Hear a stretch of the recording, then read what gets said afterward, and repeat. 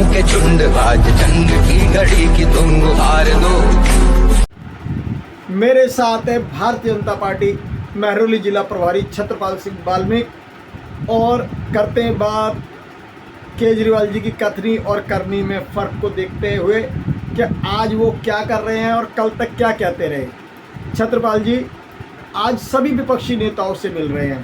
कौन?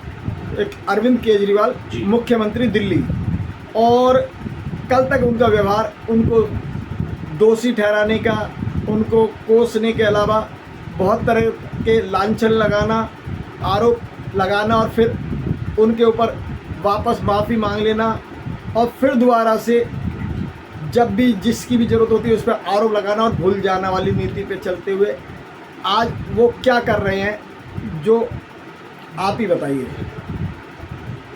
सुभाष जी, अरविंद केजरीवाल जो केंद्र सरकार ने सुप्रीम कोर्ट का आदेश पीछे आया उसको लेकर जो अध्यादेश केंद्र सरकार लाई, क्योंकि केंद्र सरकार को स्पष्ट रूप से लग रहा था जिस प्रकार पहले ही दिन इन्होंने राजशेखर जो वरिष्ठ आईएएस अधिकारी हैं उनका तबादला किया, उनसे फाइलें ले ली।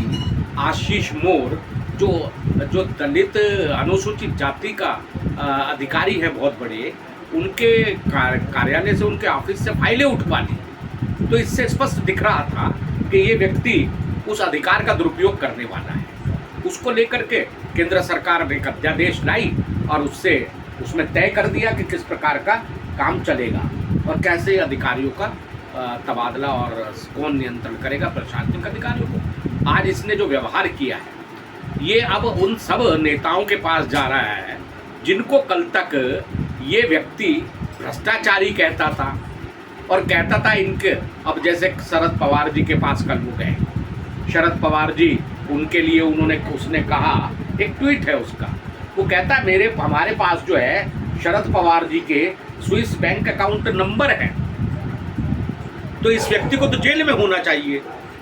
हम मतलब कल तक जो शरद पवार जी को महाभ्रष्ट कह रहा था, महाभ्रष्ट बता रहा था, आज उसके लिए वही शरद पवार जी भ्रष्टाचार से मुक्त हो गए। तो ये व्यक्ति केवल और केवल अपने स्वार्थ के लिए शरद पवार जी का प्रयोग करना चाहता है और दुर्भाग्यपूर्ण तरीके से मुझे लगता है कि शरद पवार जी भी इसके झांसे में आ गए। इन्होंने तो कपिल सिब्बल जी पे भी आरोप लगाए थे, नितिन गडकरी जी पे भी आरोप लगाए थे, और क्या स्थिति रही उन आरोपों की? देखिए, इस व्यक्ति को यू टर्न भी कहा जाता है। ये व्यक्ति कहता कुछ है और करता कुछ है, और कहने के तुरंत पश्चात माफी मांग लेता है, बड़ी बड़ी बातें कह देता है। इसने नितिन गडकरी जी पर आरोप लगाया, उन्होंने इसे कोर्ट में घसीट लिया, वहाँ निर्णय से पहले इसने उनसे माफी मांगी। इसने अरुण जेटली जी के साथ भी ऐसा ही किया, उनसे भी फिर माफी मांगी। तो ये व्यक्ति तो यू टर्न है, ये पाखंडी है, आडंबर करता है, मिस्टर नटवर लाल है ये मिस्टर नटवर लाल, ये दूसरे लोगों को बेवकूफ समझता है। अब शीला दीक्षित जी के लिए कहता था, इतनी बड़ी मोटी फाइल है मेरे पास, इनको मैं आते ही जेल में डालूंगा। क्या हुआ जब ये सत्ता में आया? शीला दीक्षित जी की फाइल कहाँ गई? आज उसी कांग्रेस से समर्थन मांग रहा है। श्रीमती सोनिया गांधी, राहुल गांधी, सबके लिए राजीव गांधी, सबके लिए अनाक शराब बोल रहा था। हमारे राजनीतिक मतभेद हो सकते हैं, इसमें कोई बात नहीं है, लेकिन कम से कम एक स्तर होता है हर चीज का, उससे नीचे नहीं जाना चाहिए। पर ये व्यक्ति अपने स्वार्थ के लिए कुछ भी कर सकता है, और इस व्यक्ति ने कि अपना अन्ना हजारे जी की पीठ में छुरा घोंपा। ये कहता था मैं बच्चों की सौगंध खाता हूँ, राजनीति में नहीं जाता। राजनीति में आया, महाराज यू टर्न है ये। कहता था गाड़ी घोड़ा नहीं लूंगा, अब वो 1 करोड़ पता नहीं कितने लाख की गाड़ी इसके पास है। तो ये जो विपक्ष के जो नेता हैं, के मकान में रहूंगा। छत्रपाल जी, जो विपक्ष के नेता हैं वो इसको, उन बातों को भुलाकर इसको समर्थन क्यों दे रहे हैं जो उनके लिए अपशब्द कहे या आरोप लगाए? क्या कारण है उनके इसको समर्थन देने? मुझे ये लगता है ये उनकी अवसरवादिता है, और उसमें सबसे बड़ा कारण ये है कि उनमें से अधिकतर नेता जो हैं वो किसी ना किसी कारण से भ्रष्टाचार में डूबे हुए हैं, और वो जो भ्रष्टाचारी लोग हैं वो सारे के सारे और अवसरवादी लोग हैं।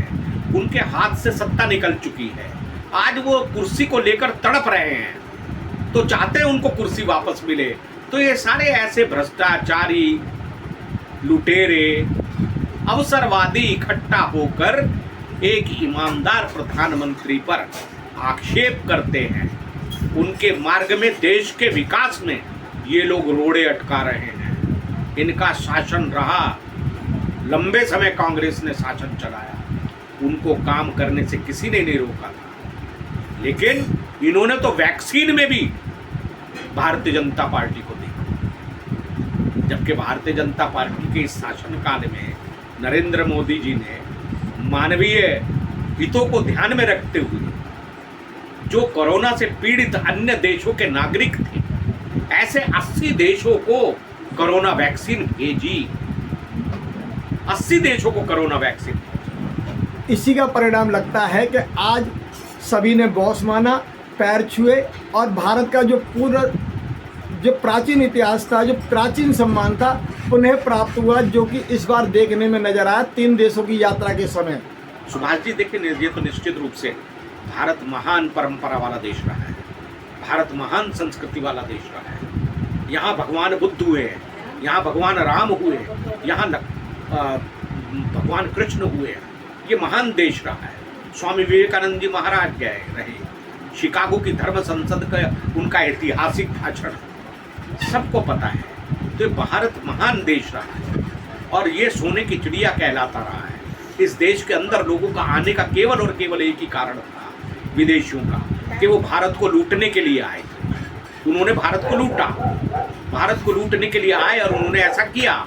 तो एक अवसर भारत के लिए बड़ा गौरवपूर्ण अवसर था, भारत के लिए बड़ा गौरवपूर्ण अवसर था जब पापुआ गिनी के जो प्रधानमंत्री थे, उन्होंने अभिभूत होकर के प्रधानमंत्री नरेंद्र मोदी के व्यक्तित्व से उनके चरण स्पर्श किए। प्रधानमंत्री ने उन्हें रोका भी, फिर प्रधानमंत्री ने उन्हें अपने गले लगा लिया, जैसे भगवान राम ने हनुमान जी को गले लगाया था। ऐसा स्नेह कृष्ण ने सुदामा को गले लगाया था, ऐसा स्नेह उनका भी झलका और प्रधानमंत्री नरेंद्र मोदी जी भी उस पर अभिभूत हो गए और उनको गले लगा लिया, उनको गले लगा लिया। और इसमें एक और बड़े गर्व की बात रही, आज तक संसार के इतिहास में ऐसा कभी नहीं हुआ, लोकतांत्रिक इतिहास में, इस समय में, कि किसी देश के प्रमुख को, प्रधानमंत्री को या राष्ट्राध्यक्ष को किसी दूसरे देश का प्रधानमंत्री या राष्ट्राध्यक्ष या राष्ट्रपति अपना बॉस कहे। और बड़े गर्व की बात है ये, भारत चरण स्पर्श करे या चरण स्पर्श करे, भारत के लिए गौरव की बात है। इससे भारत का सम्मान बढ़ा, भारत के नागरिकों का सम्मान बढ़ा। ये केवल एक प्रधानमंत्री के पैर नहीं छुए गए और केवल नरेंद्र मोदी जी को बॉस नहीं कहा गया, ये भारत की संस्कृति का सम्मान बढ़ा है। तो मैं तो वास्तव में प्रधानमंत्री नरेंद्र मोदी जी का महान व्यक्तित्व और वो जिस भाव से देश के जन जन के लिए काम कर रहे हैं, ये बड़ा ऐतिहासिक है। और मैं इस बात पर बड़ा गर्व है मुझे कि मेरे देश का सम्मान बढ़ा है। धन्यवाद छत्रपाल जी, बहुत बहुत धन्यवाद।